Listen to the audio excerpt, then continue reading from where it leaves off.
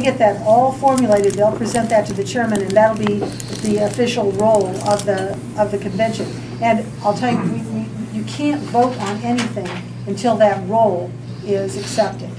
So once in a while, I've seen somebody make a motion and we've actually voted on it. So whoa, whoa, whoa! No, you can't do that because we haven't accepted the role yet. And I absolutely believe there will be some challenges to seating certain delegations. So that'll have to all be settled. And that may be some contention in there. So, yeah. How many of you in this room are a delegate? Okay. Alternates? A few. Okay. If you haven't paid your delegate or alternate fee, if you intend to go, then you can pay that online. Just so you know that. And as long as you've paid it before we start, you should be good to go. Maria? Do you know when, at what point in the convention, the delegates to the national convention are going to be elected or chosen? That is not on this very rough draft because it's very, very vague on the one that I have. But what we did 4 years ago, on the one 4 years ago, on Saturday we did the committee reports. Let me just go through the beginning and start at the beginning if I can. On Thursday we'll have the central committee meet, and the chairman will present the temporary role, the committee assignments, and the committee chairs. And yes, I'm sorry. Quick question. I thought your delegate fee had to be paid at your district convention. So you can't go online to pay it now. Well, actually, they do have it set up that you can go online, and in the manual, it instructs the district chairman to get delegate fees the day of the convention. It didn't happen that way for all of the districts, and so there is no rule saying that you have to pay it by a certain time. So I would encourage you to get it in as soon as you can. if you haven't, you better get it in. I mean, that's going to be a point of contention for you because in the way that I read the rule, there's no rule that states that. However, what the chairman says is that it's a regulation because it's in the manual. I don't go along with that. I don't believe that. We've never enforced that before. It's never been enforced before, and I really don't think it should be enforced now. So that may be a point that will come up in the Central Committee as well. But in the past, they've accepted it right up until the point people walk in the front door. Yeah. And with that precedent, I don't know how in the world that can go that way, because it has not been clear. In cases, we have found that in some cases, even the people that were running the convention, the district conventions, the manual was not made available to them to be able to even determine what the proper procedure was for holding the district conventions. So, there's a lot of confusion on that. That'll probably be a very hard-fought little deal in the Central Committee. Well, I don't want to disagree with you too much, but I actually recall being at a convention where the credentials committee, they were not approving people who had not prepaid before that day. And there were others that were. Mm-hmm. Yeah, that's the problem. Yeah, there has been no consistency, in my opinion. I'm not arguing with you. It's a problem, and it's something that needs to be addressed because in some cases, frankly, from my conversations with some of the people that ran district conventions, one in particular, said they were told by someone in the office they didn't have to pay till they got to the convention. Now, if that's the case, how then could we disqualify those people or anyone else who didn't do that? I don't know how we could do that. I'm gonna advocate one way. I don't know how that'll prevail, but if you haven't paid, get it in for crying out loud. Otherwise, you don't have a chance. And you know what? If you are duly elected by your district convention to be a delegate or an alternate, I'm all about seating you at the state convention. If you meet the qualifications, you're a Republican, you were there, you got elected, you paid your delegate fee before we started, you show up. Hey, great, welcome. And we say we want more people involved, and I really believe that. I do. I know Ralph does. So that's how we're going to. I'm not a lawyer. I played one in the Senate a little bit. I'm not a lawyer. I've written a few laws. But what I will tell you is there's nothing in our rules that says that manual is a regulation and needs to be followed. And without that in the rules, I don't know how that can be enforced. Yes. Is this when we check birth certificates? Well, I found out I really didn't have to have one, and it was okay to have one that's forged. So. You should bring proof that you're a registered Republican. They'll have a voter list there, but if you have your voter card, look for it in the depths of your purse or your wallet and bring that with you if you can, please. And then on Thursday, the 26th, there will be a Central Committee meeting, and we will go over, at that meeting, we'll approve the temporary role of the convention, approve the convention agenda, assign delegates from the temporary role to the committees, and including the chairman for those committees, and prepare special reports. We've never prepared a special report as far as I can remember. For the uninitiated, who sits on and who appoints the Central Committee? Who appoints the Central Committee? That's a great question. The Central Committee is made up of the state party chairman, the state vice chair, secretary, assistant secretary, treasurer, assistant treasurer. Now, and Debbie and I. And Ralph and I. And all of those people are elected at state convention except the treasurer and the assistant treasurer who are appointed by the state chair. And the other people on the Central Committee are the district chairman from each of the 40 districts and a bonus vote from every district that has a Republican in the House. And there are a few other positions. I believe there's, I want to say 7 finance chairs. They're all appointed by the chairman. So all the district chairs.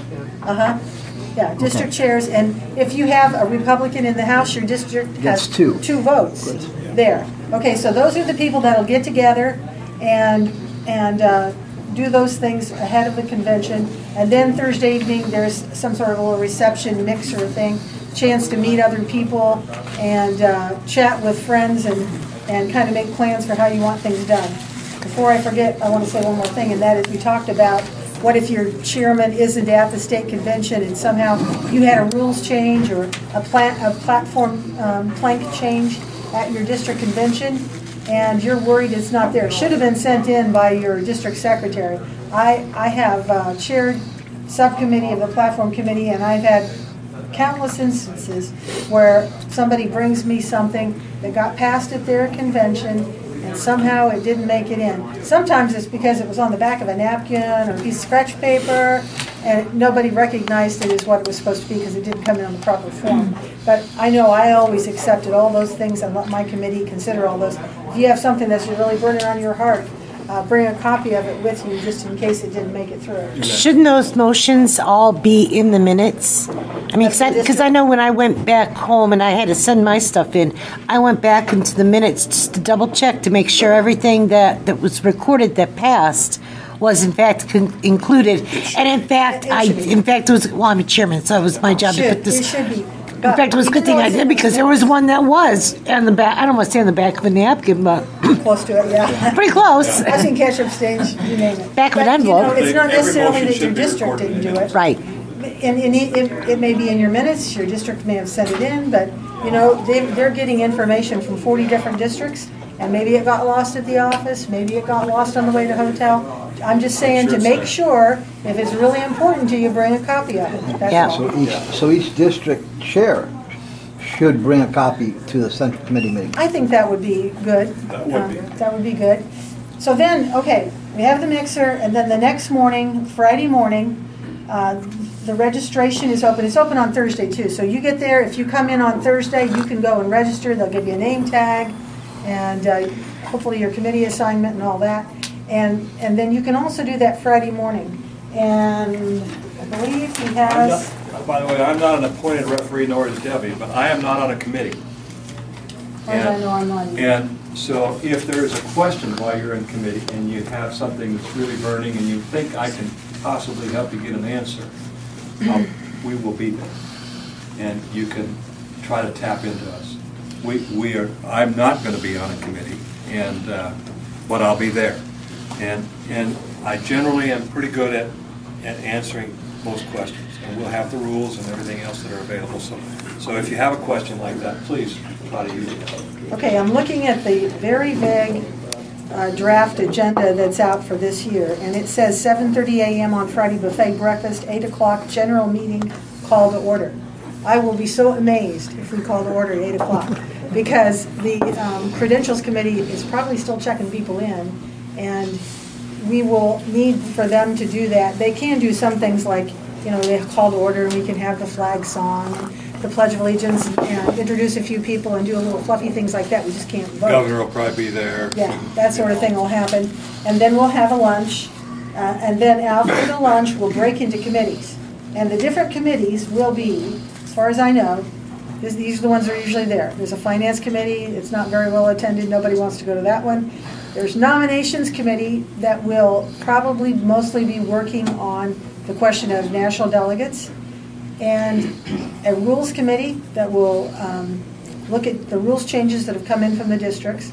And then there's going to be platform committees. There's the whole platform, but it's divided up into subsections, and those are constitutional rights, national defense, jobs and the economy, natural resources, judiciary and crime, education, family and health. There's also a communications committee. If you haven't told your district chair yet which committee you want to be on, you should do that. And generally speaking, the chairman will take their choice of either the nominations or the rules committee, and they'll assign somebody else that they really trust in their district to take the other one. So those are kind of coveted spots, and it's usually up to the chairman to decide who those people are. And you could be one of those people, but more of us will be probably working on the platform and some of those things. We'll break into the committees. We'll do committee work on Friday. Then there will be a reception, or receptions plural, and then a dinner. And the dinner will get done 9:30, and then, depending on what committee you're on, your committee may choose to go ahead and meet again Friday night and continue the work. Yeah, point of information. What's the limit on committees? What do you mean the limit? For you to be on a Choices, committee? the Constitution Committee? Or How many can you Resource be Committee? on? How many can you? You really can only go to one committee. One committee, that's it. You can only be in one place at They one all meet time. at the same time. Yep. Yeah. Yep. They're all meeting at the same time. So you got to Friday make up your mind, afternoon. Frank. And then on Saturday morning, there's a breakfast, and it says the general meeting convenes. Sometimes on Saturday morning, some committees are not done, and they may continue to meet for a while. Sometimes they'll continue to meet, one or two committees may, while the rest of the body considers the reports from the other committees. So what happens is this: when all those little committees get together, and I'll use one of the platform committees as an example, they'll get together, and the chair of that committee will, if he's doing the right way, he'll assign somebody or find somebody in that group to be the secretary for that committee, who will take the minutes for that meeting. And then you'll go through all of those suggested platform changes and amendments and discuss those and vote on those. And then when that committee's done, they will give all of that to whoever is in charge of the entire platform committee. And then I've seen it done both ways. Usually the subcommittee chairman, like the person that's in charge of judiciary and crime, will go up and give their report. Mr. Chairman, these are the changes that our committee has worked on, and hopefully they're up on the screen. It's nice if we can have written copies too for people. And then he'll ask for the whole body to accept that report. There may be amendments that get offered on that, and we may have some discussion on that. We'll vote to accept or amend or reject that report. Did I miss something here? I saw that look. Did I miss something, Ann? No. Did I miss something? Okay. Okay. I thought maybe I missed something. Okay. So if you're in a committee and you don't like the way it goes, you have some issue that you wanted passed or stopped, and it didn't happen the way you wanted it to, you'll get another chance at it on the floor.